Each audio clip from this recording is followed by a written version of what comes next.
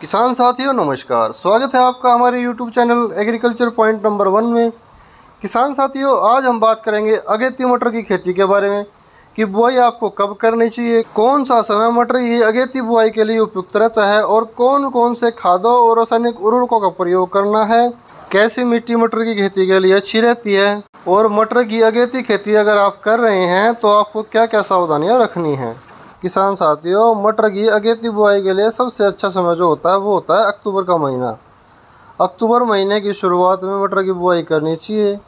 किसान साथियों, बलुई दोमट मिट्टी मटर की खेती के लिए उपयुक्त रहती है। मटर के बीजों के अंकुरण के लिए टेम्परेचर 25 डिग्री सेल्सियस के आसपास होना बहुत ज़रूरी है। ज़्यादा तापमान होने पर बीजों का अंकुरण अच्छी तरह से नहीं हो पाता, इसलिए टेम्परेचर का ध्यान रखना बहुत ही ज़रूरी है। अगर बहुत ज़्यादा गर्मी पड़ रही है तो बीजों का अंकुरण उससे प्रभावित होता है। अगर भूमि के पीएच की बात करें तो पीएच मान 6 से 7.5 होना चाहिए। अब बात करेंगे किसान साथियों खेत की तैयारी की।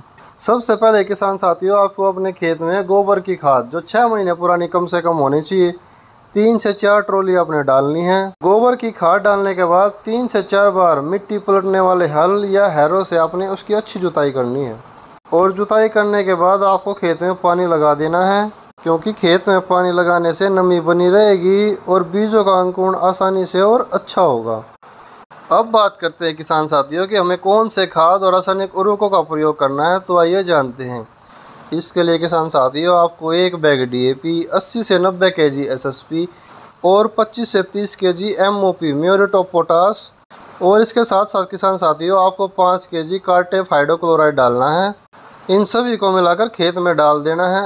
इन खादों को डालने के बाद आपको अपने खेत में हल्की जुताई कर देनी है। ज़्यादा गहराई जुताई ना करें और पाटा लगाकर खेत को समतल कर लें। इसके बाद बात करते हैं किसान साथियों बीजों के चयन की। मटर की अगेती खेती के लिए कौन कौन से बीजों का उपयोग आपको करना चाहिए। अच्छी पैदावार लेने के लिए अच्छे बीजों का चयन करना किसान साथियों बहुत ही ज़रूरी है। बीज ही हमारे उत्पादन को निर्धारित करते हैं। अगर बीजों की वैरायटी की बात करें तो किसान साथियों सबसे पहले आता है AP3। यह जल्दी तैयार होने वाली किस्म है। यदि इसे अक्टूबर की शुरुआत में बोया जाता है तो यह वैरायटी 70 से 72 दिन बाद पहली तुड़ाई के लिए तैयार हो जाती है। एक और वैरायटी है किसान साथियों GS10। यह एडवांटा कंपनी की है। यह एक अच्छी वैरायटी है। इसमें प्रति फली 9 से 10 बीज निकलते हैं। एक और वैरायटी है हिसार हरित PH1। यह भी एक अच्छी वैरायटी है। यह पहली तुड़ाई के लिए 70 से 75 दिन में तैयार हो जाती है। और भी कई वैरायटी हैं, उनका प्रयोग भी आप कर सकते हैं। अगर बीज की मात्रा की बात करें तो किसान साथियों 40 kg प्रति एकड़ के हिसाब से हमें बीज का प्रयोग करना चाहिए। बीज की बुआई करने से पहले किसान साथियों आपको कुछ सावधानियां रखनी है। बीज को उपचारित जरूर कर लेना है। इस फंजीसाइड को आपको 100 से 150 ग्राम लेकर और बीजों के ऊपर डाल देना है। बीजों के ऊपर थोड़ा सा हल्का सा पानी का छींटा लगा दें और फिर बीजों के अंदर इस फंजीसाइड को अच्छे से मिला दें और फिर इसकी बुआई करें। इसके बाद बात आती है किसान साथियों मटर की बुआई की।